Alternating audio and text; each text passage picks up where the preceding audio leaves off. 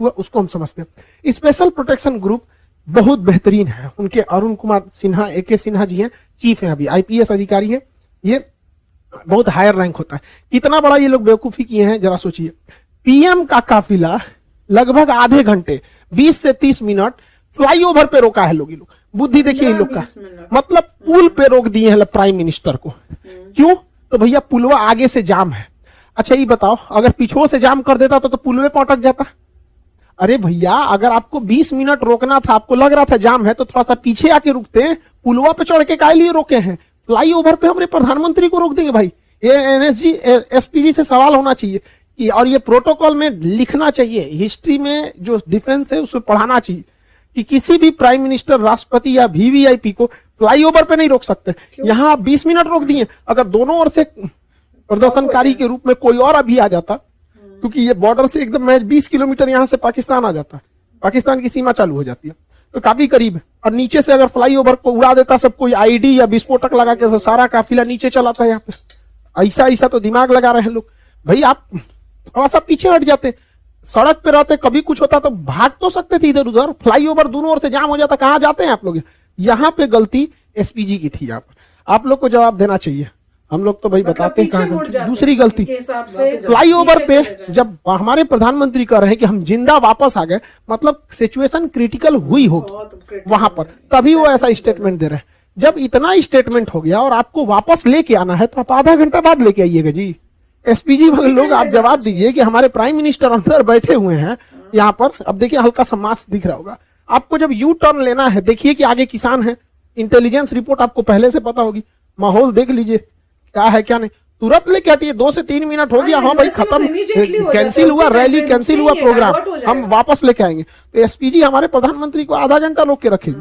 यहाँ SPG को भी जवाब देना पड़ेगा कि आप आधा घंटा काहे लिए रोक के रखे, वापस तुरंत लेके आना चाहिए। अगली गलती सुनिए ध्यान से, गृह मंत्रालय के अंडर में आता है खुफिया एजेंसी, इंटेलिजेंस ब्यूरो, और गृह मंत्रालय है और हमारे अजीत डोभाल साहब, इनकी योग्यता पे तो कोई शक नहीं है। लेकिन इंटेलिजेंस ब्यूरो और रॉ तो खैर बाहर में काम करती है, लेकिन यहां जिम्मेदारी टोटल इंटेलिजेंस ब्यूरो। ये इंटेलिजेंस ब्यूरो को ये पता होना चाहिए कि जब जहाज हवाई मार्ग से जब कैंसिल हुआ है, तो जो रास्ता जा रहा है वो ग्रामीण मालवा होके जा रहा है भटिंडा के लिए, भटिंडा से ग्रामीण मालवा होते हुए ये हुसैनी वाला और फिरोजपुर जा रहा है। और ग्रामीण मालवा का जो क्षेत्र है वो एकदम हॉट पॉइंट बना हुआ है प्रदर्शनकारी के लिए। तो इंटेलिजेंस ब्यूरो ने कैसे क्लियरेंस दे दिया कि अभी देख रहे हैं इतना बड़ा प्रोटेस्ट हुआ था, इतना बड़ा भीषण कई घटनाएं हुई, अभी किसानों में भी कुछ रोष था जो लखीमपुर की घटना को लेकर, ये सब।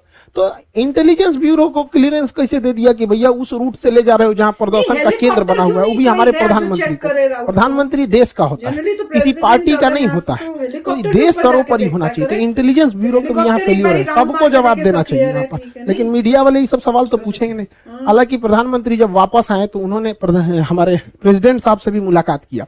अब इस पे अटकलें ये भी लगाई जा रही है कि आर्टिकल 356 लगा के राष्ट्रपति शासन यानी राजकीय आपात, स्टेट इमरजेंसी लगाई जाएगी।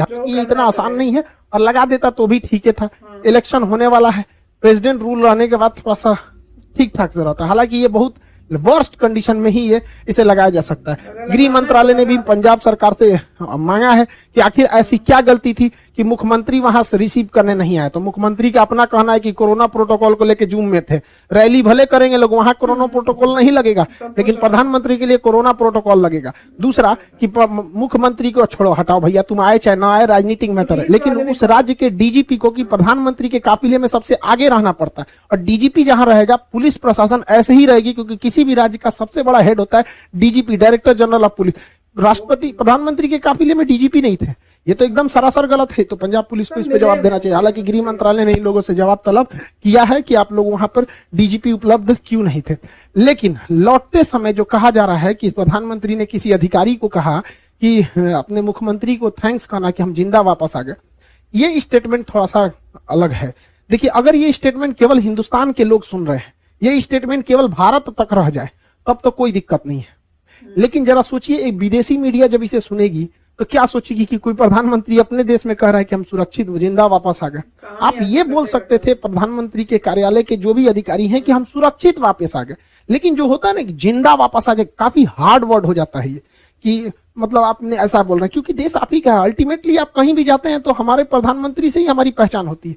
कोई राज्य के मुख्यमंत्री को नहीं जानता है, किसी को नहीं पता कि अमेरिका के 50 राज्यों में किसी एक राज्य का मुख्यमंत्री का नाम, सब वहां जो बाइडेन को जानते हैं। अगर मान के चलिए पुतिन कहते हैं कि बहुत धन्यवाद कहते हैं उस राज्य के मुख्यमंत्री को कि हम जिंदा वापस आ गए, तो भारत के लोग क्या सोचेंगे? आपको जानकर ताज्जुब होगा, चीन का राष्ट्रपति शी जिनपिंग पिछले 2 साल से कहीं नहीं गया है, क्योंकि वहां गृह युद्ध का माहौल चल रहा है, लेकिन उसकी मीडिया ने इसको छुपा के रखा है। उसके प्रधानमंत्री वर्चुअल मीटिंग में जाते हैं, अभी तक कहीं 2 साल से बाहर नहीं निकला, क्योंकि आंतरिक कलह चल रहा है। तो ये जो स्टेटमेंट है, अगर इंडिया तक में है तो कोई दिक्कत नहीं, किसी को भी कोई दिक्कत नहीं, लेकिन खुद से सोच के देखिए, जो बाहरी मीडिया, ये इंटरनेशनल जो लीडर हैं, ये क्या सोचेंगे?